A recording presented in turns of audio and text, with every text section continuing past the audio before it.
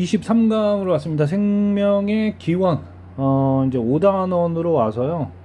네, 생물의 진화와 다양성, 생물의 생명의 기원에 대해서 좀 얘기를 해 보도록 하겠습니다. 이제 많이 나갔네요. 그죠?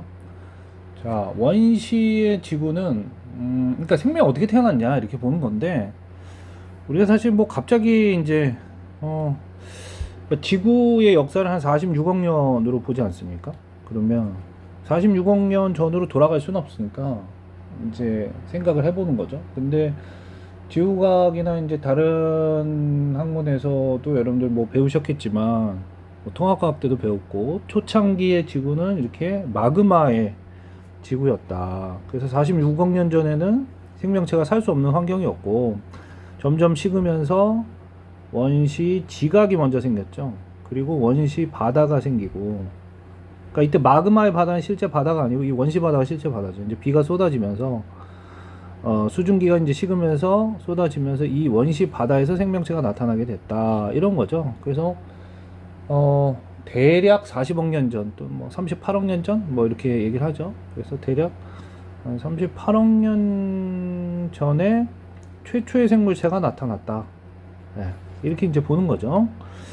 자, 뭐 여기서도 이제 나타나지만, 이건 뭐 지구과학에서 뭐 시생이연, 원생이연 이런 거 많이 봤죠. 현생이연. 그래서 지구의 형성, 대양과 대륙의 형성. 최초에 살아있는 세포는 단세포 생물이었을 거고, 그죠?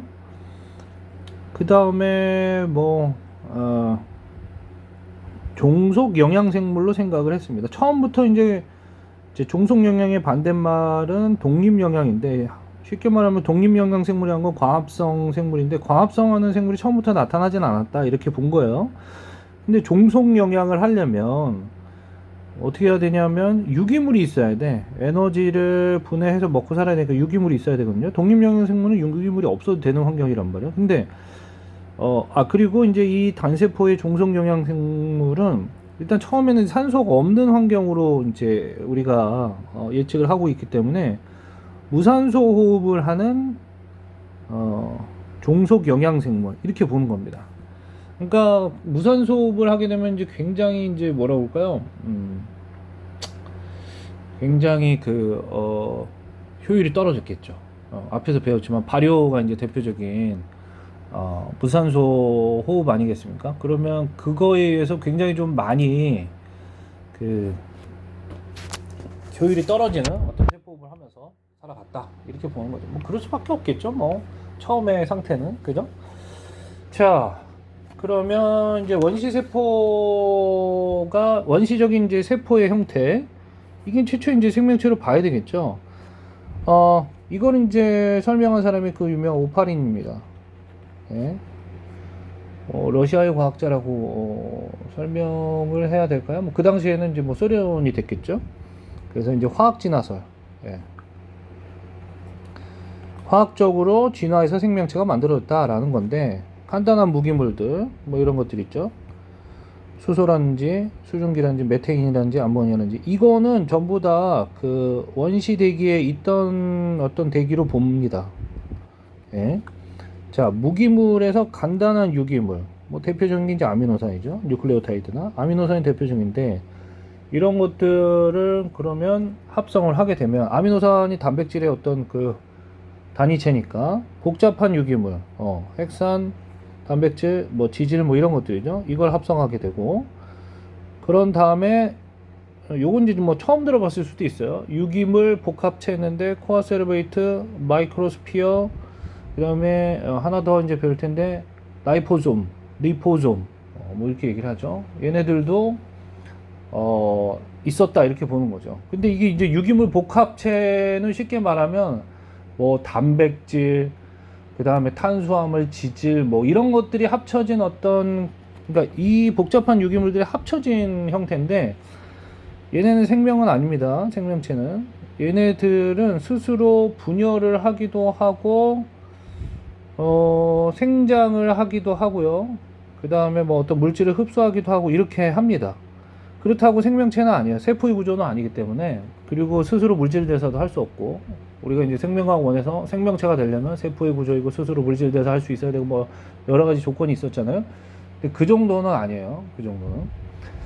자, 그래서 오파린이 이런 이제 화학적 진화설, 화학 진화설을 이제 주장을 하고, 실제로 그러면 이제 사람들이 이제 궁금했을 거 아니에요.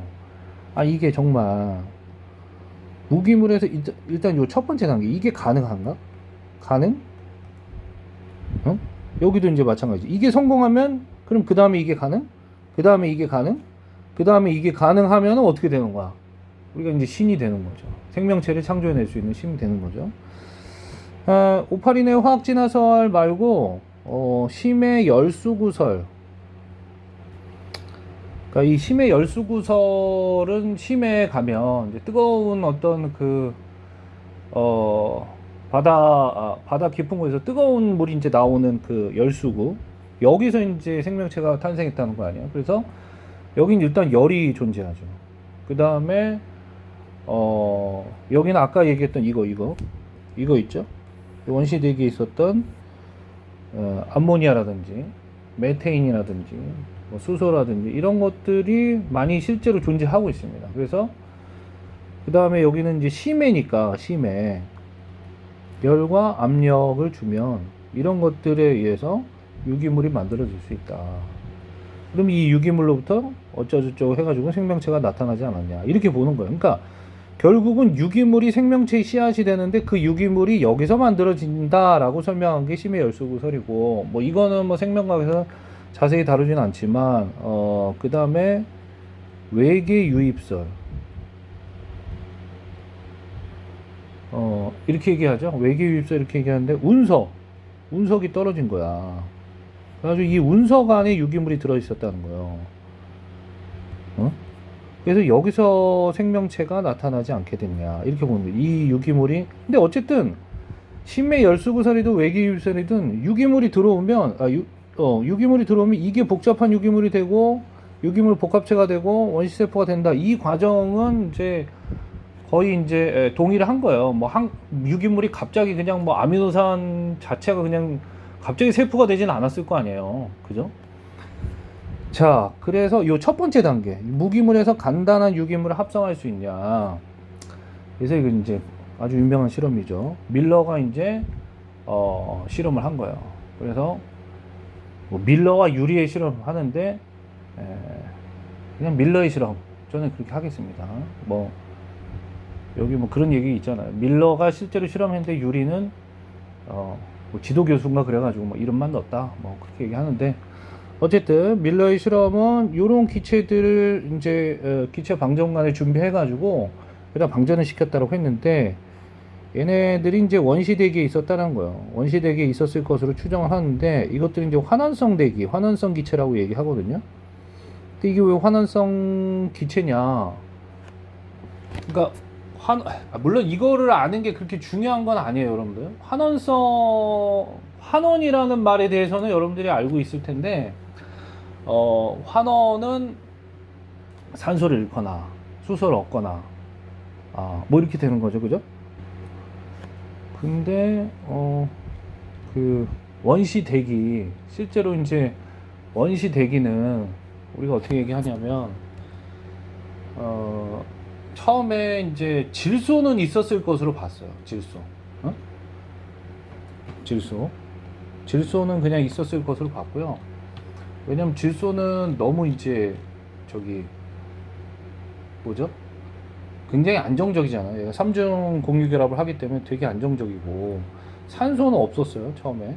이제 그 광합성 세균이 출현하게 되면서, 남세균이 출현하게 되면서 산소가 많은 환경으로 바뀌어서 그렇지 산소는 원래 없었다, 이렇게 얘기하는 거고, 그 다음에 처음에는 뭐 수소, 지구가 목성형 행성은 아니지만 그래도 태양계를 이루고 있는 가장 많은 이제 원소가 수소, 헬륨 아닙니까? 그래서 수소는 어느 정도 존재하고 있었다, 이렇게 보는 거예요. 그래서 이 질소랑 질소랑 수소 이런 것들이 있는데 왜 여기서는 질소 수소가 아니라 뭐 이런 것들을 얘기했냐라는 건데, 이산화탄소도 있었다라고 얘기하죠. 이산화탄소는 그 저기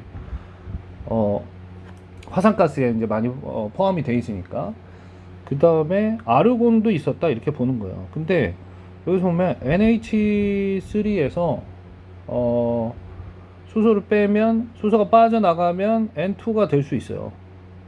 그죠? 우리가 뭐 화학은 아닙니다만 하버법 알잖아요. 그죠?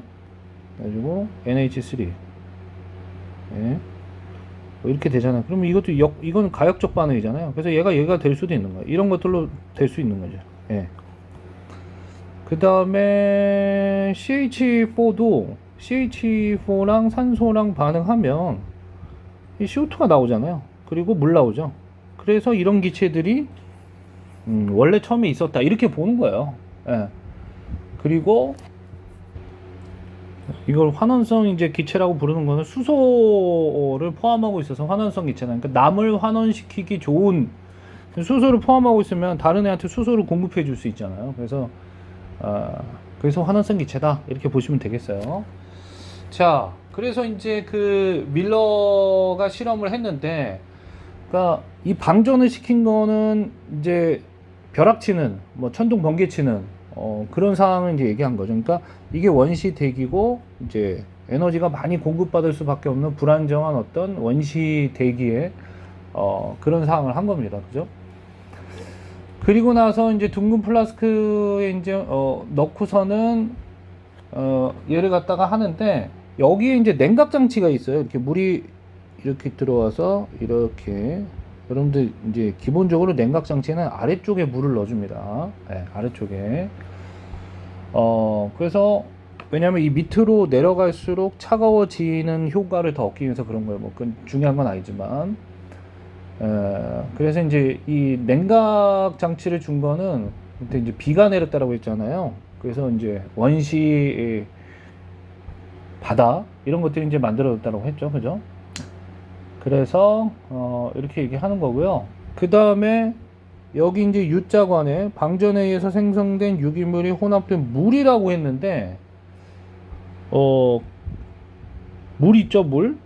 이건 이제 원시 바다를 의미하는 겁니다. 원시 바다 안에서 이런 일들이 벌어졌다. 그 다음에 옆에 보면 또 물을 끓여요. 물을 끓여. 그러면 물을 끓이면 무슨 일이 벌어지냐면 대기에 굉장히 많은 수증기를 공급할 수가 있습니다. 예. 왜냐하면 그 당시에는 굉장히 뜨거웠고, 물론 이제 원시 바다가 이제 생기기도 하지만 굉장히 뜨거웠잖아요. 그러니까 뜨거웠기 때문에 수증기도 굉장히 많은 환경이었는데, 그 수증기를 이렇게 공급하기 위해서 여기 나오는 이제 저 H2O가 여기서 이제 공급되는 수증기라고 볼 수 있겠죠. 그래서 이걸 이제 통과해가지고 봤더니 이 안에 뭐가 생겼나 봤더니, 실험하고서는 시간이 지나니까 이 암모니아는 점점 줄어들고, 뭐 중간에 뭐 사이아나수소, 뭐 알데하이드 이런 걸 거쳐서 결국은 아미노산으로 바뀌었다는 거야. 암모니아가.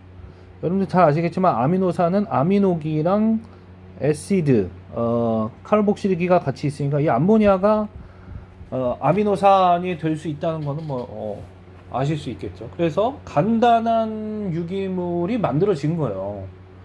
그러니까 이거는 이제 증명이 된 거야. 여기까지는 증명이 됐어. 그러면 아까 다시 전 단계로 돌아와서 복잡한 유기물 여기는 못 만드니? 그렇게 이제 생각을 해본 거죠. 그래서 안 될 거라고 봤는데 몇 년 있다가 한 3, 4년 있다가 폭스라는 과학자가 실제로 아미노산을 굉장히 뜨거운 온도에서 뭐 거의 200도 가까운 온도에서 해가지고 그러니까 아미노산이 이렇게 있으면, 여러 가지가 있으면 이거를 이제 붙이려면 펩타이드 결합을 해야 되잖아요. 그죠? 이 펩타이드 결합을 하려면 뭐가 있어야 되냐면 효소가 있어야 돼요. 여러분들 잘 아시겠지만 촉매가 있어야 되잖아요. 근데 효소 없이 이것을 굉장히 높은 온도에서 이거는 그 실험이 아니네요. 제가 그림을 잘못 갖고 왔는데, 이건 폭스의 실험이 아니라 밀러의 실험을 그대로 확대해서 보여준 거네. 예. 요게 아니고요. 폭스의 실험은 이게 아닙니다. 폭스의 실험은 그냥 말로 설명하겠습니다. 폭스의 실험은 이 펩타이드 결합을 만들어내기 위해서 고온 고압 상태, 고온 고압 상태, 그리고 촉매가 있어야 되잖아요. 그래서 이제 뭐 금속 촉매 이런 것들을 이용해 가지고 실험을 했더니 실제로 만들어졌다. 실제로 아미노산을 이용해서 폴리펩타이드를 만들었어요.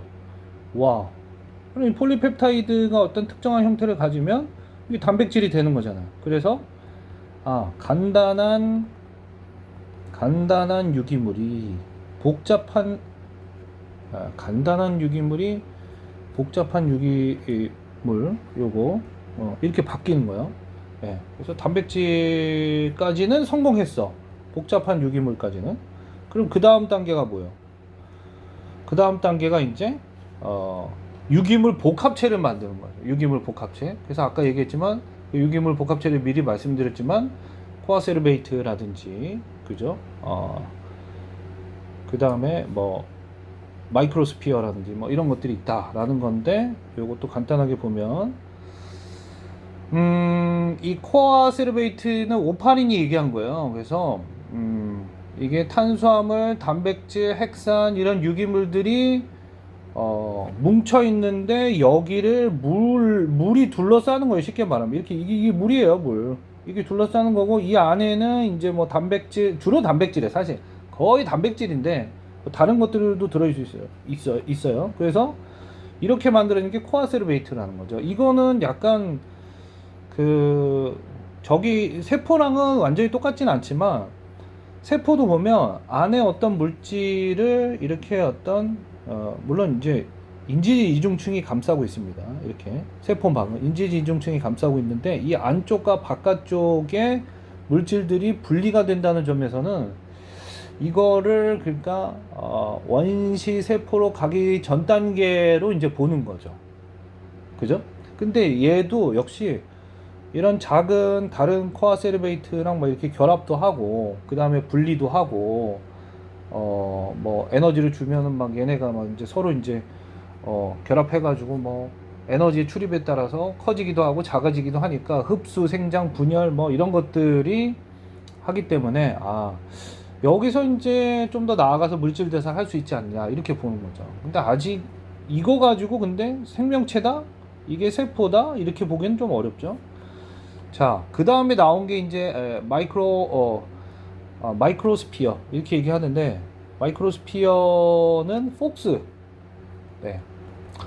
폭스가 이제 발견한 거죠. 그래서 이거는 아미노산을 이제 통해서 폴리펩타이드 만들지 않았습니까? 폴리펩타이드 만들었죠. 그래서 이거를 이것도 역시 마찬가지예요. 물에다가 넣었다가 이제 식히면은 이게 약간 이제 액체 방울처럼 이렇게 형성되는 것을 마이크로스피어 이렇게 얘기했습니다. 그래서 여기 바깥쪽에는 친수성, 요 안쪽에는 소수성, 요런 걸로 되어 있다. 그래서 약간 이렇게 인지지 이중층처럼 여기가 친수성이잖아요. 여기 가운데가 소수성이에요. 그럼 굉장히 비슷하죠. 인지지 이중층이랑. 그죠? 얘는 그리고 이제 좀 뭐라 그렇죠? 구조가 좀 안정적이다 이렇게 얘기를 합니다. 그러니까 어떤 쉽게 이게 파괴된다거나 그렇진 않고요. 그 다음에 이것도 역시 물질을 흡수하고 분열하고 여러 가지 아미노산 넣어줬을 때 커지기도 하고 작아지기도 하고 이렇다는 거예요. 네. 그래서 얘도 이제 어떤 이게 진화해서 세포가 되지 않았을까 그렇게 본 겁니다만 사실 그러니까 여기서 막힌 거야. 여기서 그러니까 유기물 복합체 있잖아요. 유기물 복합체까지 만들었어. 그러면 여기서 어떻게 세포를 만들 거냐 이거야. 세포를. 근데 세포는 사실 되게 복잡한 게 이 안에 물론 세포 소기관이 막으로 둘러싸여 있지 않은 이제 원핵생물 같은 경우라 하더라도 이 안에는 많은 어떤 효소들이 들어있거든요. 이런 것들은 다 어떻게 만들어졌냐. 이거를 다 재현해서 만들어내기가 굉장히 힘들어요, 사실은. 예, 그래서 그 과정에서는 좀 그렇죠. 만들어내기가 좀 힘들었죠. 자, 그 다음에 리포좀, 라이포좀 이렇게 얘기하는데 이건 사실 이제 아까 뭐 마이크로스피어나 뭐 그 다음에 코어 세르베이트나 이런 것들은 뭐 우리 생활에 뭐 그렇게 잘 이용하고 그러진 않는데 얘는 굉장히 많이 이용하고 있는데 이게 인지질로 만든 거예요. 인지질을 물속에 넣으면 요런 구조로 만들어 질 수 있어요. 이게 이제 마이셀 구조랑 얘랑 좀 다른 점은 마이셀은 이렇게 인지질의 꼬리 부분이 이렇게 서로 안쪽으로 향하고 있어서 그렇죠. 바깥에 이제 물에 넣었을 때 이 물 분자의 이 친수성으로 이렇게 둘러싸여서 이제 안에를 보호하는 거죠. 근데 얘는 요렇게 이제 이중막을 형성하면서 이렇게 되어 있는 거예요. 이건 단면을 이제 보여주는 거고요.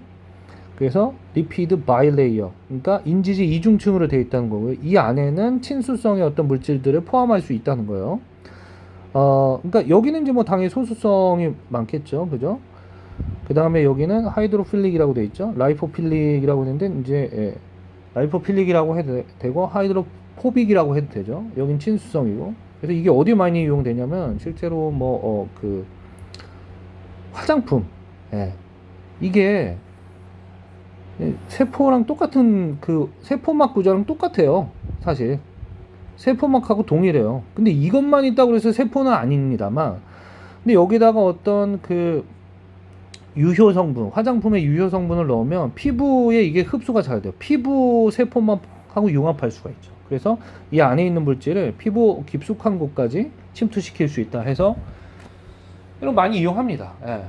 그러면 이게 거의 세포막하고 똑같으니까 얘가 원시세포로 만들어지지 않았을까 이렇게 보는데 여러분들 생각은 어떠신지 모르겠지만 이게 사실 좀 어려운 문제예요. 왜냐면 어떻게 그러면은 그 생명체가 만들어졌는지를 완벽하게 그 재현하고 규명하는 거는 그렇죠. 재현을 못하는 거죠, 사실. 그 재현하면 진짜 그냥 창조자가 되는 거예요. 그렇잖아. 우리가 생명을 창조하는 어떤 그런 존재가 되는 거죠. 좀 무섭네. 예. 그렇게 얘기하는 게 좀 무시무시한데요. 우리가 그런 존재가 된다는 게. 자, 그래서 이걸 이제 정리해 보면 어디까지 얘기했냐면 여기까지 얘기한 거예요. 그러니까 코아세르베이트 같은 이제 유기물 복합체에서 이건 몰라. 이 과정은 모르고 여기까지는 그냥 저 인간이 여기까지는 다 이제 그 재현을 했지만 여기서는 안 된단 말이에요. 그러면 일단 태어났다고 치고 그렇게밖에 얘기할 수가 없어요. 태어났다고 치면 처음에 만들어진 건 무산소 호흡을 하는 발효하는 종속 영양생물이 처음에 단세포 생물이죠, 당연히. 단세포 생물이 처음에 나타났다 이거야.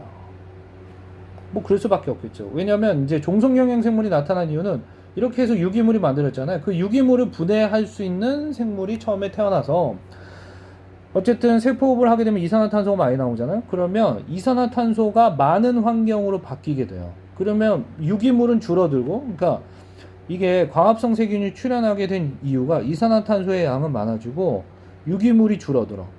유기물이 줄어든다는 얘기는 유기물을 분해해서 무기물이 된다는 얘기죠. 이산화탄소도 그렇고요. 이산화탄소 자체가 무기물이기도 하고, 그럼 이 무기물과 이산화탄소 이런 것들을 이용해서 살아갈 수 있는 방법이 광합성밖에 없었다는 거죠.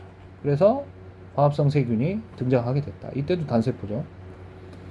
그리고 나서는 광합성 세균 때문에 산소가 많아지니까 산소가 많아진 환경에서는 산소로 호흡하고, 여기서 이제 독립영양생물 광합성에 의해서, 그러니까 여기는 이제 산소가 밑에였을까요? 산소가 많은 환경.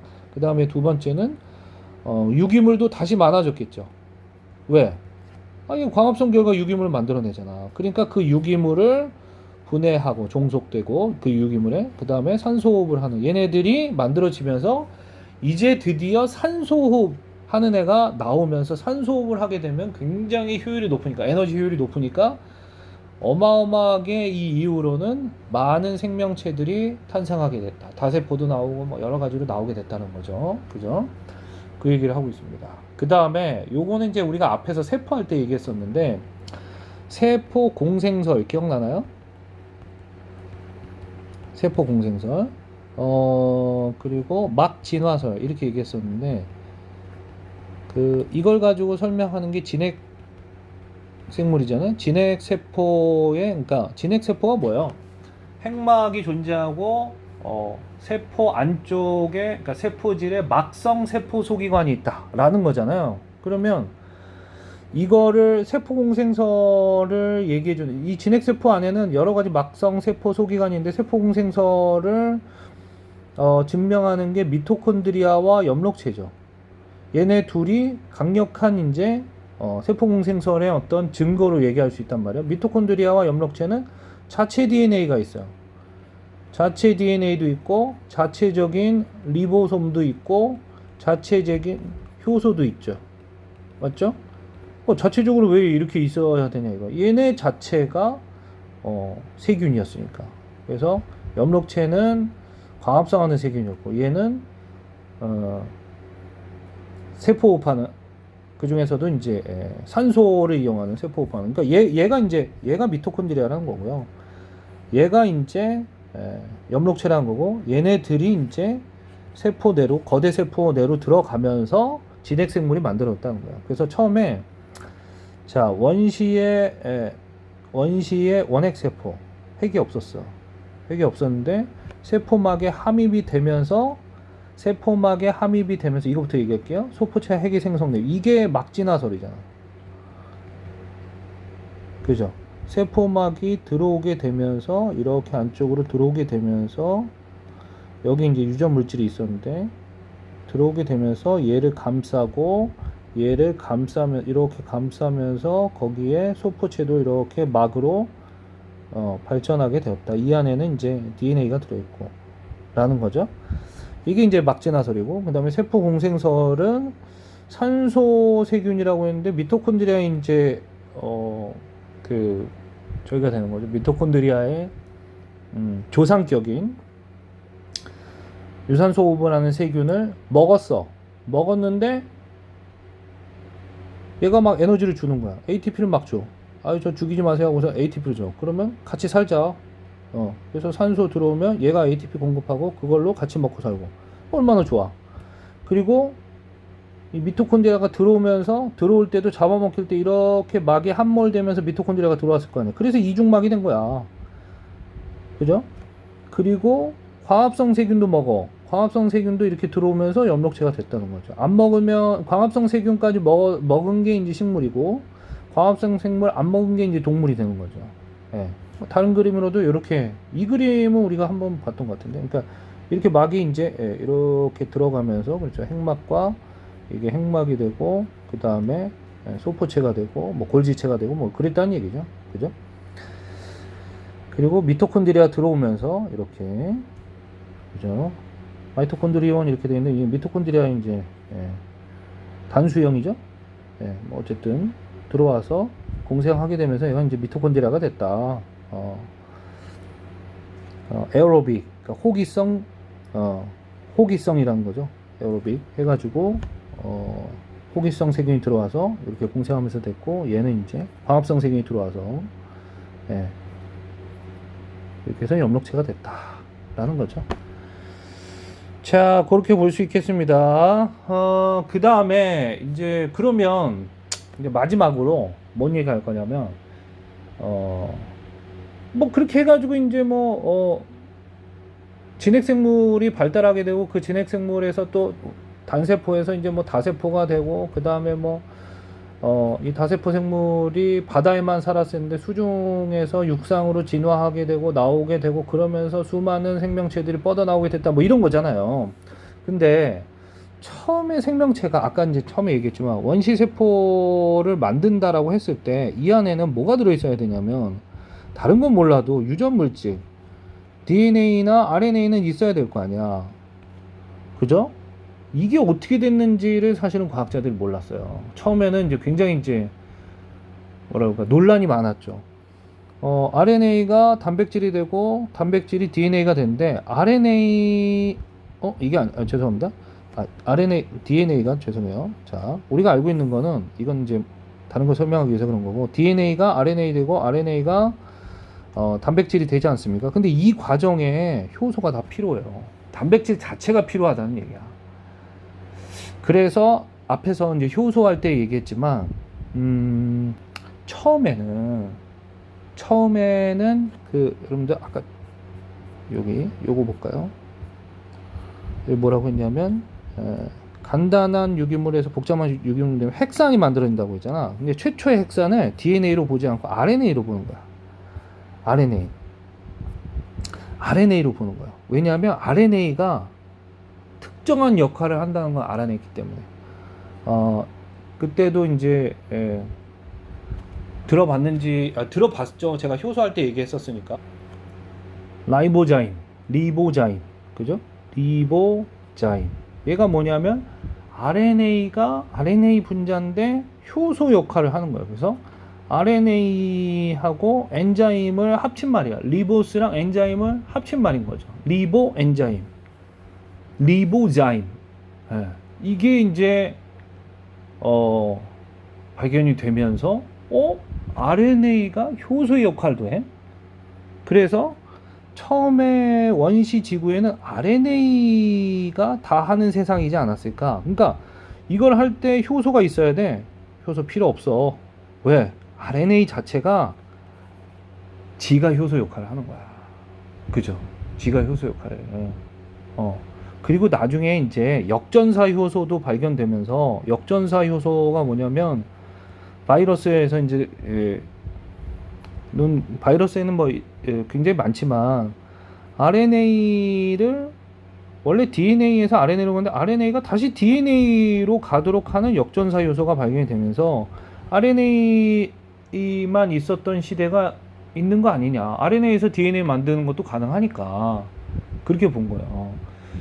그래서 RNA가 유전 정보도 저장하고, 그러니까 DNA보다는 불안정하겠죠. 이때는 뭐 엄청나게 돌연변이의 개념이 이때는 거의 돌연변이가 엄청나지 않았을까요? RNA 기반으로 정보도 저장하고 정보도 전달하고 효소도 하고 얘가 다 하니까 그렇잖아요.